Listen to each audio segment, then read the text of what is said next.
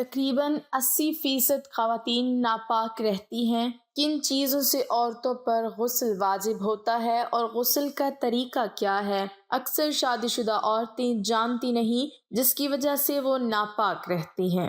بسم اللہ الرحمن الرحیم۔ آپ نے غور کیا ہوگا کہ طہارت کے مسائل بہت تفصیل کے ساتھ بہت سے موضوعات ایسے ہیں کہ جو انسان کی ظاہری زندگی نہیں بلکہ اس کی نجی اور ذاتی زندگی سے متعلق بھی ہیں، لیکن اس طرح پبلکلی ان کو یہ پڑھانا سکھانا یہ بھی ایک ضرورت ہے، کیونکہ آپ صلی اللہ علیہ وسلم نے انصار کی خواتین کی تعریف کی کہ انصار کی خواتین کتنی اچھی ہیں جنہیں حیا دین کا علم حاصل کرنے سے نہیں روکتا۔ تو سوال یہ پیدا ہوتا ہے کہ آخر اتنی تفصیلات کیوں؟ اور بعض لوگ اس کو ناپسندیدہ قرار دیتے ہیں، تو ایسا کرنا ناسمجھی کی علامت ہے۔ ہم دیکھتے ہیں کہ انسان اگر اللہ کے بتائے ہوئے طریقے کے مطابق زندگی بسر کرتا ہے تو اس میں خیر ہی خیر ہے، اور وہ خیر صرف اس کی اپنی ذات تک نہیں رہتی، بعض اوقات دوسروں کی بھلائی کا ذریعہ بھی بن جاتی ہے۔ عورت کو بھی احتلام ہوتا ہے۔ ام المومنین حضرت سلمہ رضی اللہ تعالی عنہ روایت کرتی ہیں کہ حضرت ام سلیم رضی اللہ تعالی عنہ نے رسول اللہ صلی اللہ علیہ وسلم سے کہا، اے اللہ کے رسول صلی اللہ علیہ وسلم، یقیناً اللہ حق بات سے نہیں شرماتا، یعنی حق بات اور ایک اہم بات کو واضح کرنا ضروری ہوتا ہے، اور اس معاملے میں شرم سے کام نہیں لینا چاہیے۔ کہیں ایسا نہ ہو کہ انسان انجانے میں غلط کام کرتا رہے۔ تو یہ کہہ کر انہوں نے مسئلہ پوچھا کہ کیا عورت پر غسل واجب ہے جبکہ اس کو احتلام ہو؟ آپ صلی اللہ علیہ وسلم نے فرمایا ہاں، لیکن جب کپڑوں پر نشان دیکھے تو اس پر غسل واجب ہوگا۔ حضرت ام سلمہ رضی اللہ تعالی عنہ نے شرم سے منہ چھپا لیا اور عرض کیا، اے اللہ کے رسول صلی اللہ علیہ وسلم، کیا عورت کو بھی احتلام ہوتا ہے؟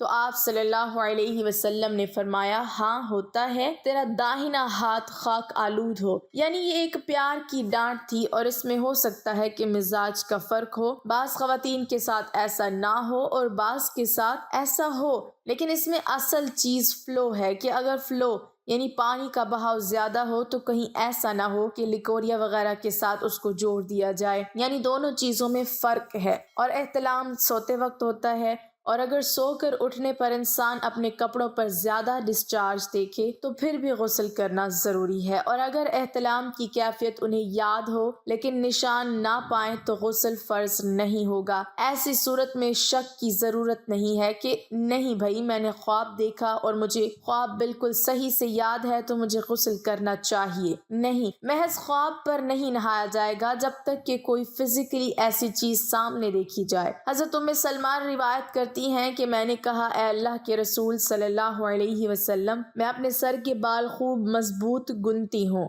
کیا میں انہیں غسل جنابت کے وقت کھولا کروں؟ آپ صلی اللہ علیہ وسلم نے فرمایا، ان کا کھولنا ضروری نہیں، تیرے لیے یہی کافی ہے کہ 3 دفعہ پانی اپنے سر پر ڈالیں، پھر اپنے سارے بدن پر پانی بہائے، پس تو پاک ہو جائے گی۔ یعنی بالوں کی جڑیں بھیگنا ضروری نہیں، جسم کا بھیگنا ضروری ہے، سارے بال کھولنا ضروری نہیں ہے۔ حضرت عائشہ رضی اللہ تعالی عنہ کو خبر ملی کہ حضرت عبداللہ بن عمر عورتوں کو غسل جنابت کے لیے بال کھولنے کا حکم دیتے ہیں۔ حضرت عائشہ رضی اللہ تعالی عنہ فرمانے لگی، ابن عمر پر تعجب ہے، انہوں نے عورتوں کو تکلیف میں ڈال دیا، وہ انہیں سر منڈوانے کا حکم کیوں نہیں دے دیتے؟ یہ حضرت عائشہ کی ڈانٹ تھی۔ اس سے معلوم ہوا کہ غسل جنابت کے لیے بال کھولنے کی ضرورت نہیں، مگر یہ حکم صرف غسل جنابت کا ہے۔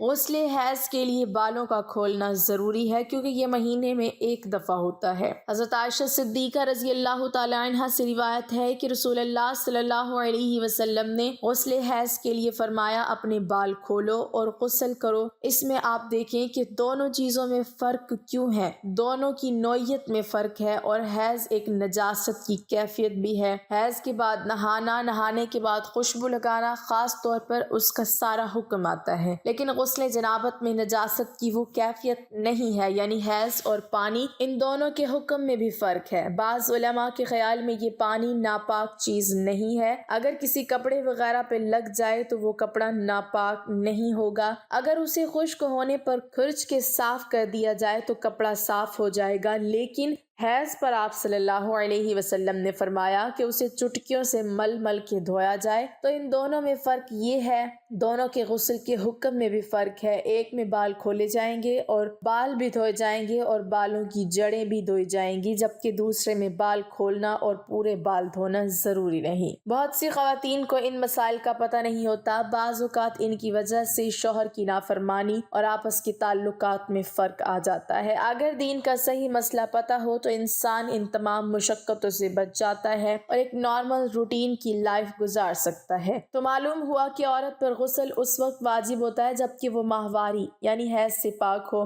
اسی طرح جب نفاس سے پاک ہو یا شوہر کے ساتھ ازدواجی تعلق کرے تو ان 3 صورتوں میں غسل واجب ہوتا ہے۔ کافر مرد یا عورت جنب ہے یا حیض و نفاس والی کافرہ عورت اب مسلمان ہوئی، اگرچہ اسلام سے پہلے حیض و نفاس سے فراغت ہو چکی، صحیح یہ ہے کہ ان پر غسل واجب ہے۔ ہاں، اگر اسلام لانے سے پہلے غسل کر چکے ہوں یا کسی طرح تمام بدن پر پانی بہہ گیا ہو تو صرف ناک میں نظم باندھنے تک پانی چڑھانا کافی ہوگا کہ یہی وہ چیز ہے جو کفار سے ادا نہیں ہوتی۔ پانی کے بڑے بڑے گھونٹ پینے سے کلی کا فرض ادا ہو جاتا ہے، اور اگر یہ بھی باقی رہ گیا ہو تو اسے بھی بجا لائیں۔ غرض جتنے اعضاء کا دھلنا غسل میں فرض ہے، جماع وغیرہ اسباب کے بعد اگر وہ سب بحالت کفر ہی دھل چکے تھے تو اسلام کے بعد غسل ضروری نہیں، ورنہ جتنا حصہ باقی ہو اتنی کا دھو لینا فرض ہے۔ اور مستحب تو یہ ہے کہ بعد اسلام پورا غسل کرے۔ مسلمان میت کو نہلانا مسلمانوں پر فرض کفایہ ہے، اگر ایک نے نہلا دیا سب کے سر سے اتر گیا، اور اگر کسی نے نہیں نہلایا سب گنہگار ہوں گے۔ عورت جنب ہوئی اور ابھی غسل نہیں کیا تھا کہ حیض شروع ہو گیا تو چاہے اب نہا لے یا بعد حیض ختم ہونے کے۔ عورت ہو یا مرد، جمعہ یا عید کے دن غسل جنابت کیا اور جمعہ اور عید وغیرہ کی نیت بھی کر لی، سب ادا ہو گئے اگر اسی غسل سے جمعہ اور عید کی نماز ادا کر لے۔ ناظرین، اب بات کرتے ہیں غسل کیسے کیا جائے، یعنی غسل کا طریقہ۔ غسل چاہے کسی بھی ناپاکی سے طہارت کا ہو، اس کا مسنون طریقہ ایک ہی ہے، وہ یہ ہے کہ پہلے ہاتھ دھوئے اور استنجا کرے، پھر بدن پر کسی جگہ نجاست لگی ہو اسے دھو ڈالے، پھر وضو کرے، پھر سارے بدن پر 3 مرتبہ اس ترتیب سے پانی بہائے کہ پہلے سر پر، پھر دائیں کندھے پر، پھر بائیں کندھے پر اور جسم پر پانی بہاتے ہوئے جسم کو ملے۔ غسل میں 3 چیزیں فرض ہیں: نمبر 1 کلی کرنا، نمبر 2 ناک میں پانی ڈالنا، نمبر 3 پورے بدن پر پانی بہانا۔ بدن کا اگر ایک بال بھی خشک رہ جائے تو غسل نہیں ہوگا اور انسان ناپاک ہی رہے گا۔ ناک کان کے سوراخوں میں پانی پہنچانا بھی فرض ہے۔ انگوٹھی چھلا اگر تنگ ہو تو اس کو ہلا کر اس کے نیچے پانی پہنچانا بھی لازم ہے، ورنہ غسل نہ ہوگا۔ بعض خواتین ناخن پالش وغیرہ جیسی چیزیں استعمال کرتی ہیں جو بدن تک پانی پہنچنے نہیں دیتی، غسل میں ان چیزوں کو اتار کر پانی پہنچانا ضروری ہے۔ بعض اوقات بے خیالی میں ناخنوں کے اندر آٹا لگا رہ جاتا ہے، اس کو نکالنا بھی ضروری ہے۔ الغرض پورے جسم پر پانی بہانا اور جو چیزیں پانی کے بدن تک پہنچنے میں رکاوٹ ہیں ان کو ہٹانا ضروری ہے، ورنہ غسل نہیں ہوگا۔ عورتوں کے سر کے بال اگر بندھے ہوئے ہیں یعنی چٹیا تو بالوں کو کھول کر ان کو تر کرنا ضروری نہیں، بلکہ بالوں کی جڑوں تک پانی پہنچا لینا کافی ہے۔ لیکن اگر بال بندھے ہوئے نہ ہوں، آج کل عموماً یہی ہوتا ہے، تو سارے بالوں کو اچھی طرح تر کرنا بھی ضروری ہے۔ فقط واللہ علم۔ اللہ پاک ہمیں دین کی مکمل سمجھ نصیب فرمائے اور ہمیں نیکوکاروں میں شامل کرے، آمین۔ ناظرین، کمنٹ باکس میں اللہ تعالیٰ کے 99 ناموں میں سے ایک نام ضرور ٹائپ کریں۔